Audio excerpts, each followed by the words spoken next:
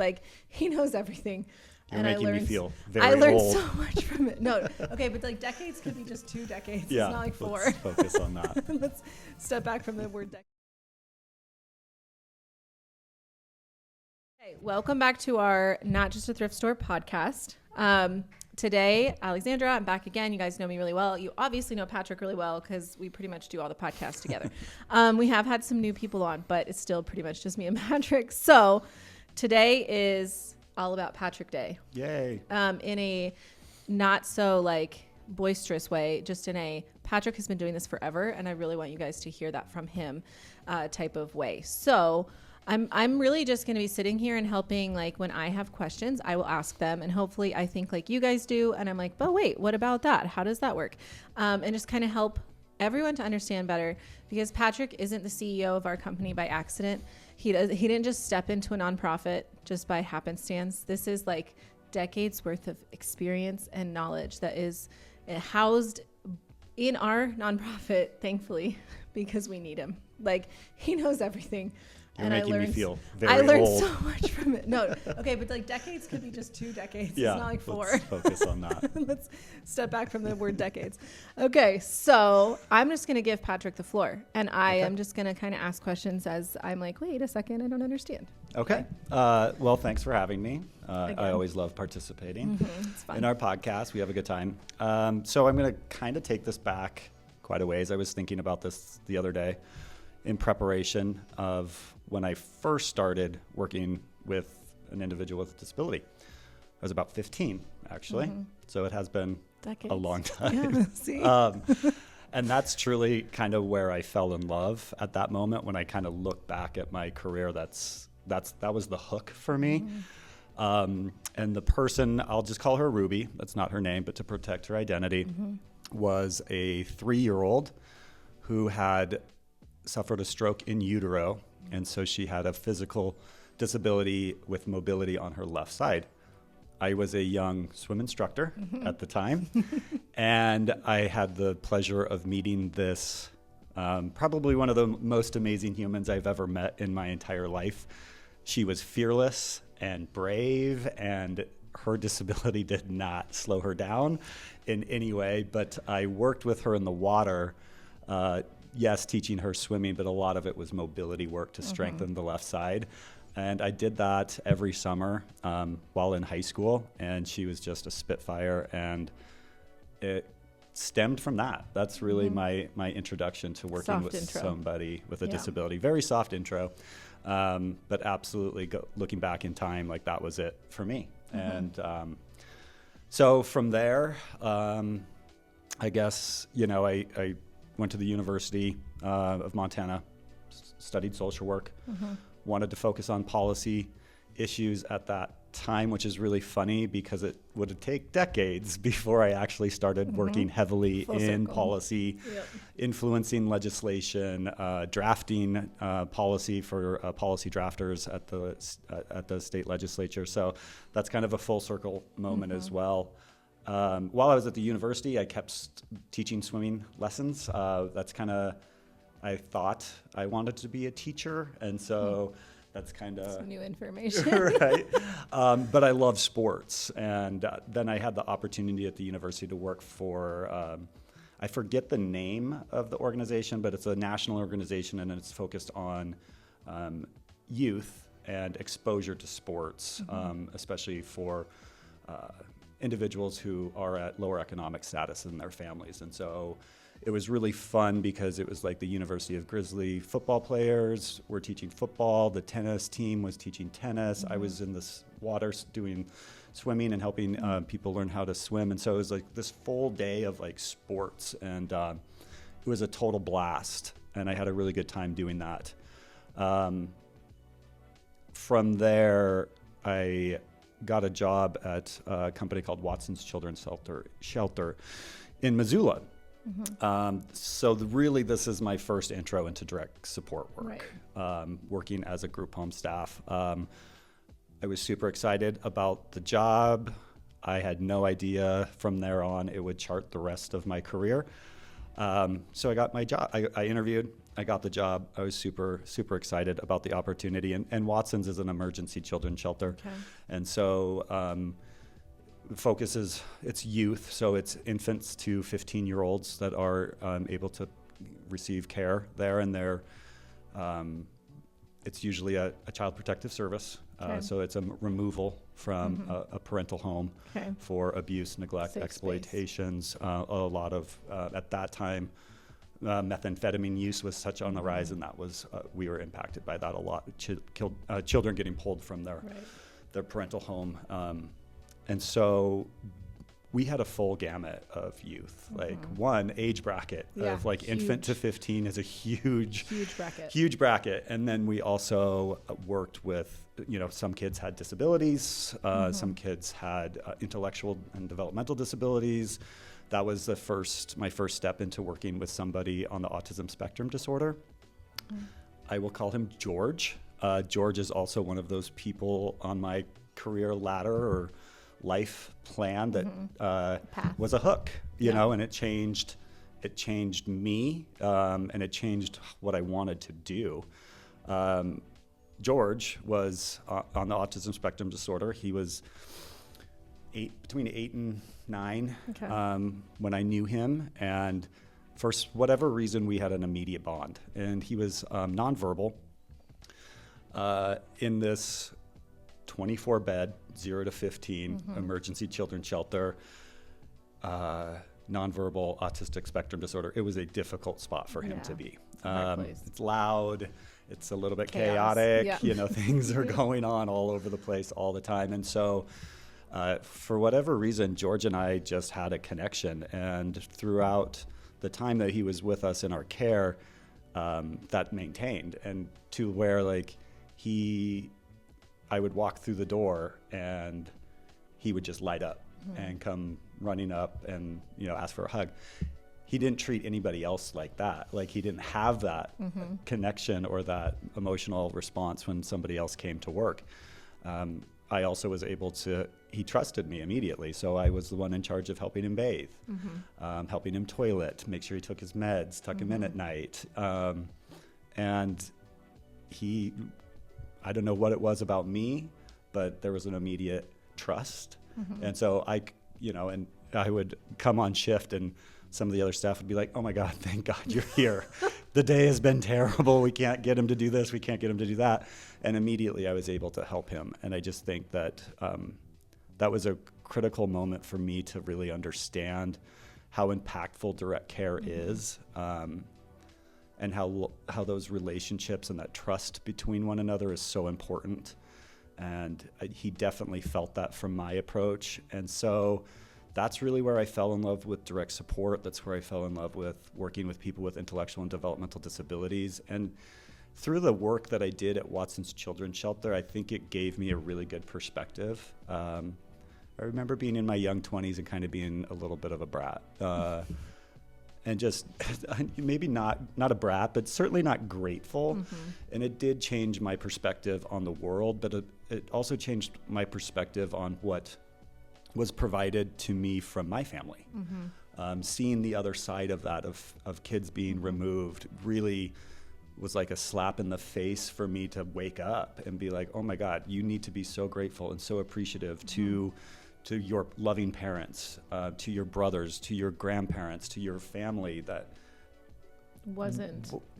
other people did not have, and being exposed on that side of it, to know that there's a whole different side and a very traumatic and sad side, really made me truly understand the blessings that I had received in my life. And so that transitioned into really understanding that not everybody has that in their life, and that I was a young professional. I was studying social work and business, and it really opened my eyes that I had the opportunity to impact people's lives that maybe not had the best childhood or much opportunities. And so become part of their support system.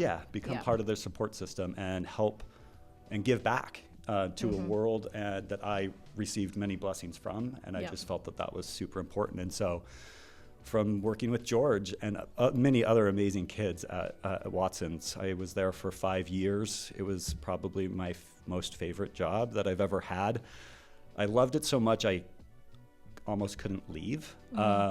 And so it is a transitional home, but we had kids live there the full time that I was working there, which is, it's a long time to be without a home and to be in emergency transitional shelter home. And many kids transitioned out quickly, and back to their parental homes and all those, but others stayed with us for quite some time. And so what became very difficult for me was, one, gaining this perspective and also having this thought that this is really important work to really important kids that really deserve it and need it, just like anybody. And I couldn't just be another person that walked out of somebody's life. And so, So it was difficult for me because I didn't want to be another person that walked away. When you left the job. When I left the job. It felt like you were also. But I had my degree. I wanted to use my degree. I needed to move up. Yeah. And, sometimes the world works in mysterious ways. This phase came where a lot of our kids either transitioned into a youth home, like a permanent home, back to their parents or to another family member. And so we had this changeover, and it was just an opportunity that I could take that and leave and still not be another person that just walked out on somebody. And so there I transitioned into working specifically in the developmental disability world as a case manager for Aware. And we work with Aware at Flathead Industries. Yes, they do our statewide case management services for Montana. Still around, still a thing. Still around. Yeah. I'm still friends with individuals that I worked with there, but that really gave me my first look into the adult world and the adult developmental disability world, and learning what providers like Flathead Industries do across the state, how important that is for individuals who need group home care or long-term services, whether it's supported living or day program or employment services. And so I spent a couple years working in that industry, or in that side of the industry, I guess, which I also hate calling us industry, but lack of a better term. That's what I say it. Yes. Our part of the world. Yeah, our part of the world. There, I like that. And that was a great job. I learned a lot. I had a great supervisor, Jackie Noonan, who was kind of a long-term leader in the developmental disability world, was integral in Montana starting third-party case management services, I believe in the 80s. So I had this amazing mentor that I got to learn from, and that was fantastic. I had a great team that I worked with and learned from, great providers in Missoula, like Opportunity Resources, which is still around, and I'm very good friends with their current CEO. We do a lot of travel to Helena together. So did that for a couple years, really learned that. But I remember getting to a place where I just thought everything's about work for individuals with developmental disabilities or their home life. Why isn't there more fun going on? Like, why isn't Everyone deserves a little fun. Everybody deserves some fun. And I think at Flathead Industries, that's so woven into our tapestry of who we are, of like, yes, work is important. Yes, residential services are important, but learning what makes you happy outside of those things is also super vital for your psyche, for your mental health, for everything. And at that point, I wanted to go back to school. I wanted to pursue a master's degree because I wanted to be in a position that I was operating a program. I was the one designing it and working at a higher level. And so this opportunity came, this small provider in Missoula called Jobs. They were really focused on vocational rehabilitation services. So helping anybody with any kind of impairment to work find a community-based employment. And so similar to what we do, where it's like veterans. Yep, veterans, just physical disabilities, mental health, and IDD. And they were really focused mainly on not working with adults with intellectual disabilities.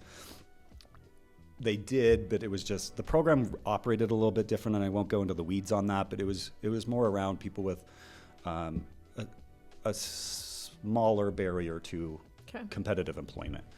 And so that was a great opportunity. So I had my direct care work at Watson's Children's Shelter. Then I started doing case management work, more of a global view of services as a whole and how that interacts with people at different phases in their life and how different transitions work.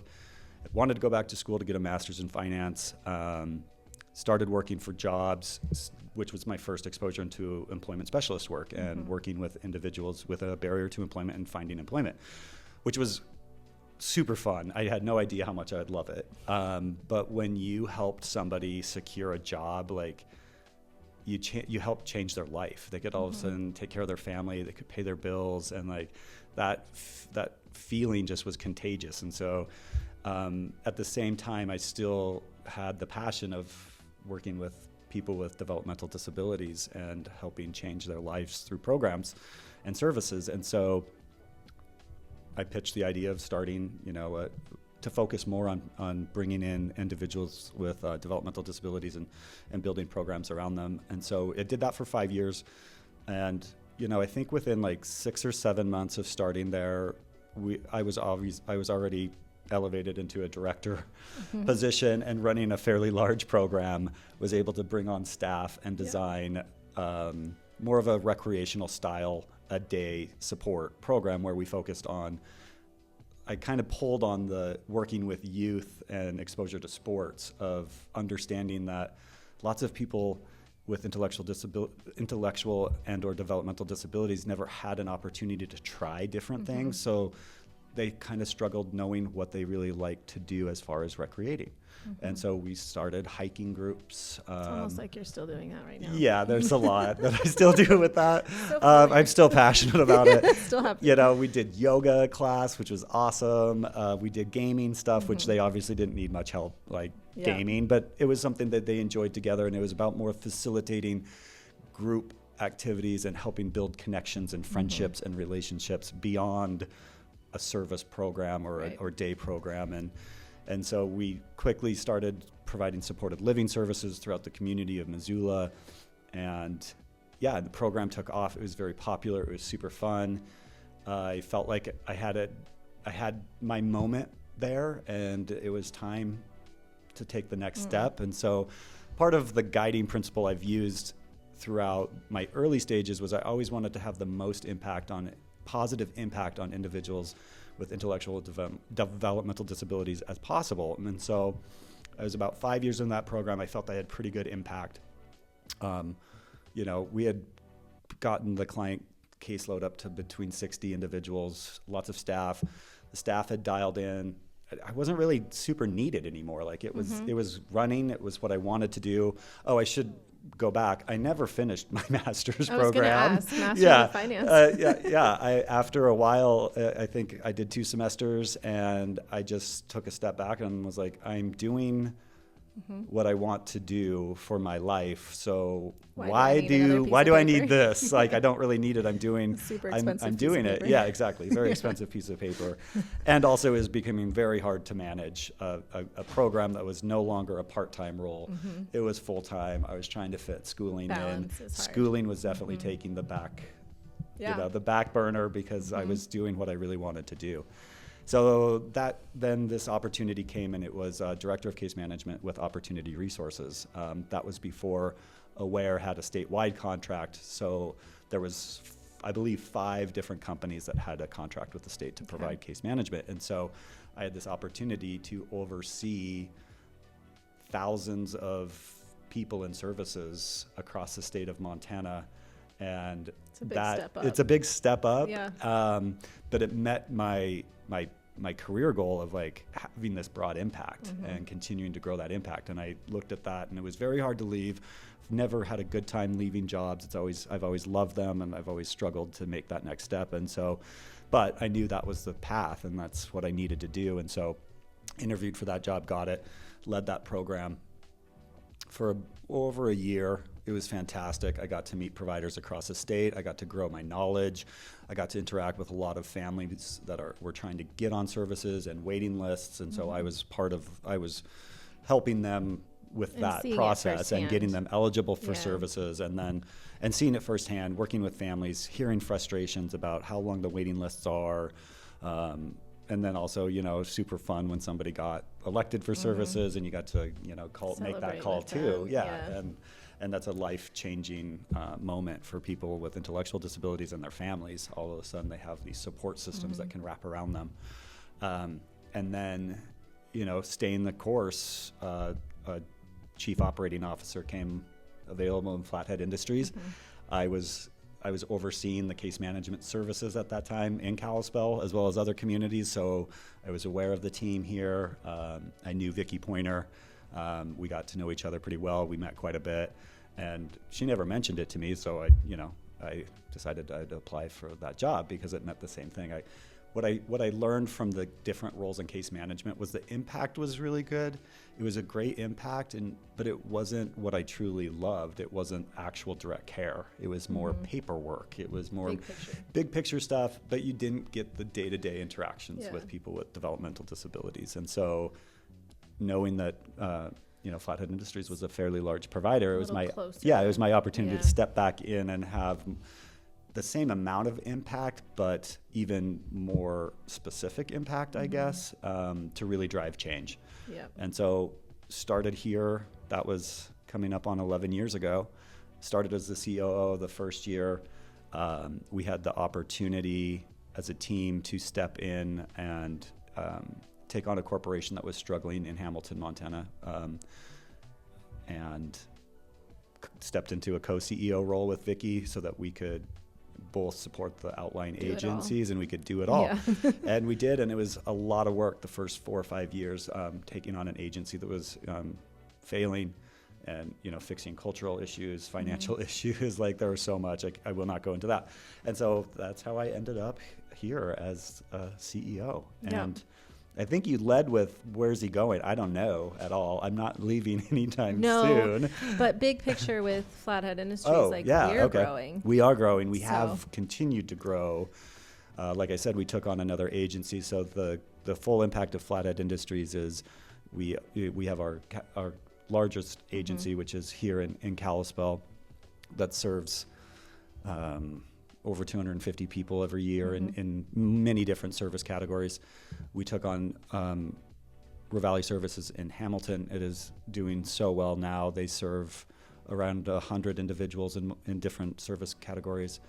We also oversee a little bit of route services in Plains, smaller agency serving about 35 individuals, mainly focusing on group home, supported living, day program, work. But really important to have, because Plains is really small. Yeah, it's huge for that community. So if it wasn't there, it would be nothing. Nothing, absolutely. And then the fourth one is Achievements in Libby. And similar to Plains, a little bit smaller, but it's in a small community. We're a large employer in that community. We take that role very seriously. We work really, really hard to make sure we are a competitive employer in our communities, which means paying good wages, offering good, strong benefits, 401ks, health insurance. Culture. Yes, company culture is huge, as you know, in my world and our world. I truly believe that everybody should show up and really have fun at work, and I want to have fun at work, and so I maybe it's a selfish motivator. You're setting a precedent. Everyone else follows your lead. But I want people to have fun, and I want them to enjoy work. We spend so much of our lives with our colleagues, our coworkers, at our workforce. That's just our culture. It is. This is who we are. We're driven to work. We work hard. We work lots of hours. It's part of our. It's part of who we are. Tapestry of being a U.S. citizen. And so anyway, we'll go down that road. Different road. Different podcast. Not us. Totally different. And so it's really important to me that people have strong relationships at work. Those are positive relationships, and people wake up and look forward to going to work. I'm not delusional. I know most people on Sunday night are not looking forward to Monday. But that's just part of life too. But, can we make that Monday a little bit better so that it's not such, you don't have the Sunday scaries about going to work. You're like, it's Monday. It's going to be a Monday. But I really love my work family. I really like my job. So I think so. One of the bigger things with our growth pattern is, like we've talked about it in other podcasts, we just opened Missoula August, so 3 months off of a year from now. We're almost to a year. And part of that is that plan to offer more services to more people, because we're expanding into an area that has more people, tons of people on the wait list in Missoula. And here, like, the wait list is crazy long. And so just helping to create more opportunities. Yes. Is the big picture for Flathead Industries. It is. And Missoula is kind of specific. One, the thrift store operations is a cornerstone of how we operate Flathead Industries, but also Ravalli Services, Little Bitterroot Services, and Achievements all have thrift store operations. It's part of how we pay our wages. It's woven into our Medicaid reimbursements. Yeah. It's how we can build new buildings and rehab homes and help fill the gap when the government decides we don't deserve money. Yes, absolutely. Which it's a tough place to depending on the day. Cushion. there's a little you know cushion somebody saying let's make some cuts here. So it does give us a foundation and a support that isn't as much stressful when those cuts come, or even the whispers of cuts, which is happening right now, which is fun. Good moment. Yep. So Missoula specific, it's like dialing into what is currently not existent in Montana, which is eventually getting a small group home that supports youth with intellectual disabilities and co-occurring behavioral health disorders, but specifically around people with IDD first, and as a secondary diagnosis of behavioral health. Full circle. Full circle. It's a full circle moment. Yes. And so, that doesn't exist right now. No. In Montana. So to clarify.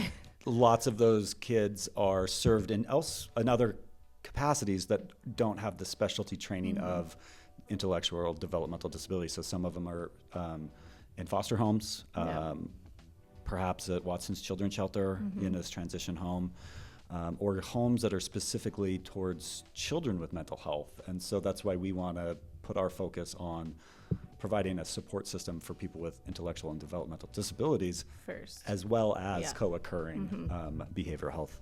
And so that's the goal, and also to bring some youth or young adults, I guess, back from out-of-state placements. And so we're starting that process now. I am looking at some packets, referrals for individuals who are currently in a psychiatric residential treatment facility in Mississippi that are Missoula youth. They were sent because there was no services for them. And so we're looking at a space right now in Missoula in combination with this really amazing person I met who's a physical therapist, but she's opening up physical therapy, occupational therapist, speech therapist clinic in Missoula. And it happens to have this perfect 5-bedroom apartments on top. And so I'm really excited because I think we're going to be able to execute that plan really quick and bring some young adults with developmental disabilities back into Montana. It all just falls into place for you.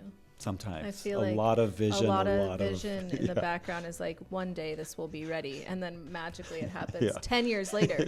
But it happens. Yeah, one it's day. on the vision Patience, board. Patience and dedication and timing, and then like many things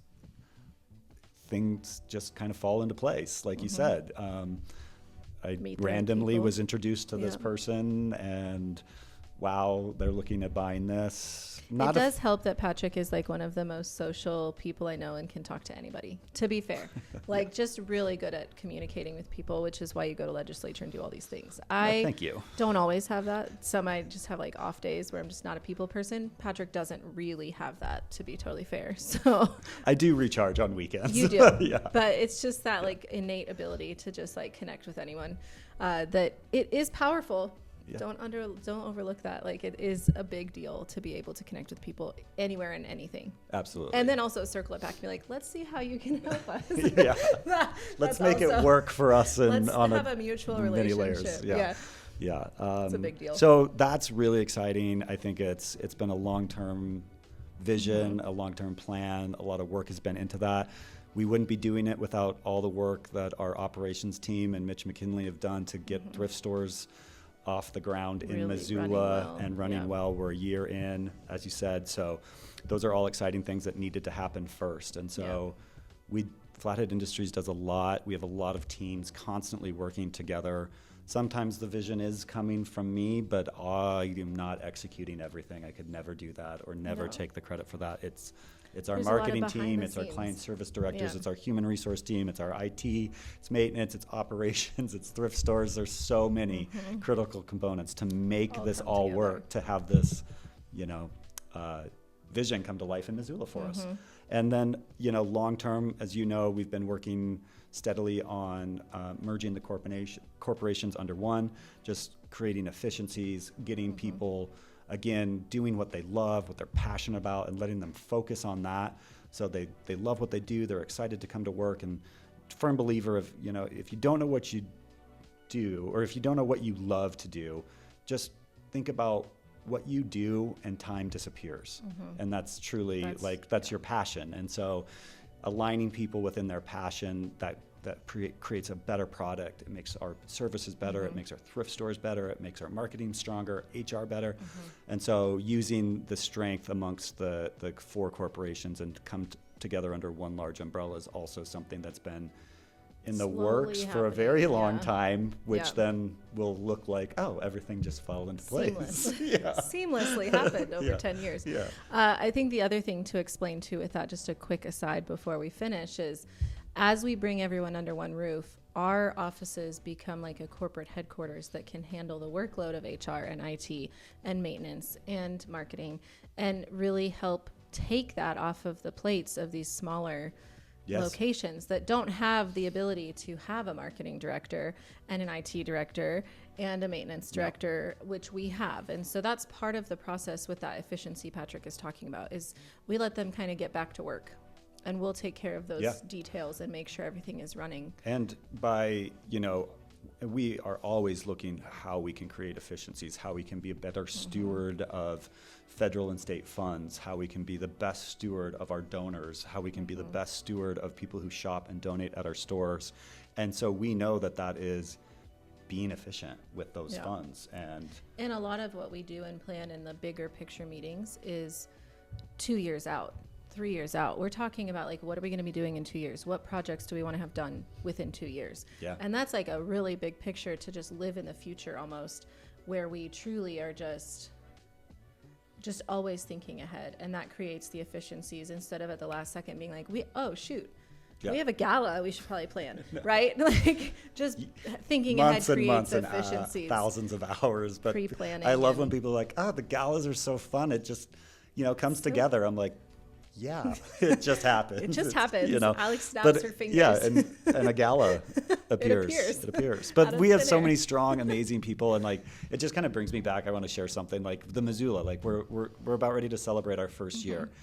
That's been a goal for probably 5 years, maybe even more, between Mitch and myself, of looking at properties, strategizing, and we had looked at multiple things, but Missoula's expensive. Everything's expensive. Property, getting into a really good shopping corridor is tough, especially if you want to own it, because it's usually shopping districts or malls or whatever you want to call them are owned by a large out-of-state company, probably, most likely. But I just remember this call. I called Mitch because I saw something that was for lease, and I would just go, what if we changed our business plan? And what if we go in at a lease instead of a buy? And true to Mitch's nature, he immediately came back with, I don't like that property, but there's this one over here. And so I went and looked, I'm like, but it opened other doors. It's great. It opened the doors. It changed, and part of that is success in whether it's your career path or life in general, but for business, for sure. Especially nonprofit business, you have to do more with less. The world expects you to be the greatest with the least amount of funding and resources and talent. But you cultivate that from within, and you grow and you invest in people. But in business too, it's understanding when an unnecessary barrier is in place. And our barrier was our thought process that we had to buy it. Our way of doing things is our only way in, and we probably wouldn't be in Missoula, which means we wouldn't be looking at bringing 3 individuals that are placed out of state back to home to Montana and provide those services in their community. So it sped up the process for sure, and just removing that barrier changed everything. And then it was, It you know, all Mitch fell found that into place. place. And I was like, sorry, everybody, but I need IT. I need HR. Everybody work Get on your signs plans. going. Let's go. Let's go. Let's go. Let's go. And, you know, And it happened. And then we're executing Yeah. a lease and we're remodeling a building. And then now we're about a year into being open and serving the community. So Yep. fun times. Always. It all comes together. That's the thing about having the right people in the right seats. Yes. When you call one of us and you're like, so sorry, but we need to be prepared to go into Missoula in like 3 months. Having the people who know what they're doing and are experienced and be able to say, sure, let's do it.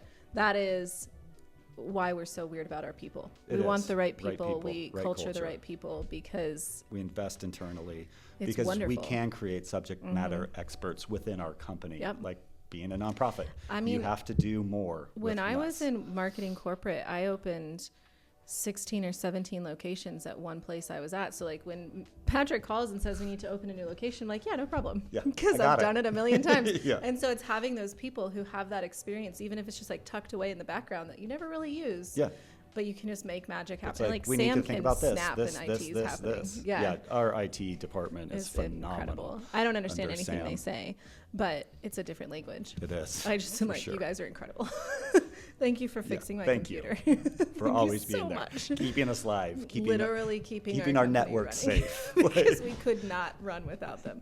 No company could, but like our IT is the best. So I think that's the focus right now. You know, big picture. Team always gives me a hard time because, you know, vision is usually a couple years before execution. And so I get this a lot. And I've worked on this because I'm very open to feedback on how to improve. It's like letting people have some quiet moments is really important in their happiness at work to just cool it off. And then, you know, but I always tell people we're always moving upward. Like we can plateau for a little bit, but not just forever. Enough to catch your breath. Just enough to catch your breath before we go again. But that being else. vision on that is one being recognizing that execution also takes longer and a lot more manpower. There's so many more departments involved in making that vision come to life that I've learned to just slow down a little bit of like, they might take 2 years to just get everything dialed. So I can't be like, again, or people wear out.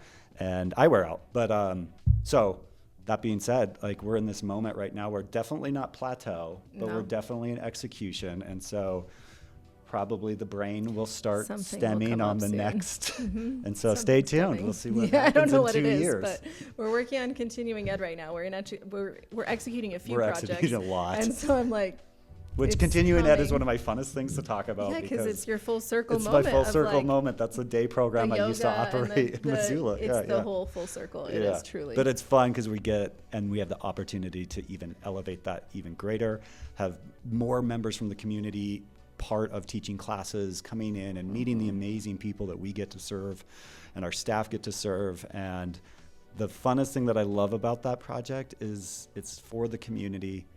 And we were able to fundraise for that project, almost exclusively, almost exclusively support from different funding streams. So thank you, Alex, for your contribution in making that vision Grant writing is a big happen. part of what we do. It's been bigger and bigger.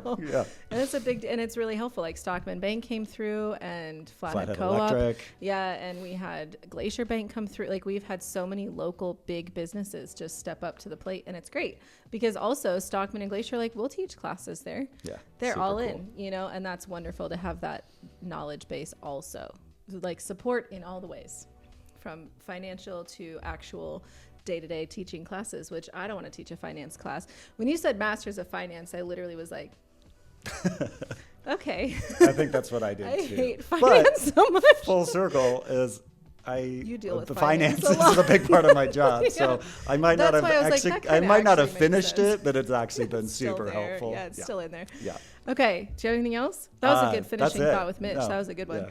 So I guess that's the whole, like, here's who Patrick is, and him being in this role isn't just an accident. He's not just here for a paycheck. He is so in it. Like, this is truly his life's passion. And so I just felt like we need to talk about that because he doesn't really get enough credit for how much time he's invested into these things. It's not just like he's a CEO. First he worked at McDonald's, now he's here. No. Like, this has always been the been the same plan. thing. So just some clarity, some transparency. Well, thanks for that moment, I think Alex. it lets you kind Appreciate of, it. have a moment. You Thanks. deserve a moment. I You're do. quietly in your What a office all the moment. time. So just having that moment. So thanks for watching. Thank If you. you guys have more questions or you're like, oh, I'm wondering about this, shoot us an email, marketing@flatheadindustries.org. It's the same one, or leave a comment. We see all those too. And if you are like, I really, really want to learn about how does a youth group homework or whatever, shoot that through too. And we can maybe add it to our podcast list of things that Patrick can help explain in absolutely. deeper detail. Anything like that. We're really just trying to create this ability to be super transparent. And so if you have a question, we're here to answer it. Yeah, knowledge. That's the idea. We're here to share. So I think that's it. Thanks for Awesome. joining. Thank you. Bye. Bye for now.